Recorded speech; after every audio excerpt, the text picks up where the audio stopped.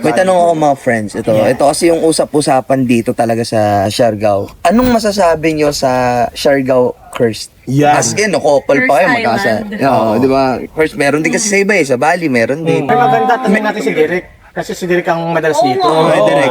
Si Derek na kasi talaga dito yung ano, yung Local. lokal eh. Local Kasi parang idea. Maraming lumilipat dito, tumitira dito. Ako yung first punta ko dito, may paraan talaga, parang ayaw ko talagang paalisin kasi na-delay yung flight namin nila, Derek.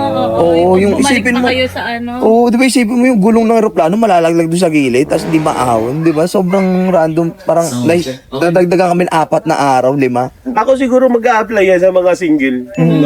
Yung mga mas applicable siya kasi nga meron trabahong kayang i-work from home. Kasi dito parang wala namang problema sa signal. Parang hindi din siya mahirap para sa mga introvert kasi very warm nga yung mga tao, madaling makisama. So feeling ko yung Siargao Curse na yan, most of the people na gusto ng adventure, no? Yeah. Gustong hanapin yung mga sarili nila. Mga nag-soul search. Soul searching and masaya naman talaga. Sobrang saya dito.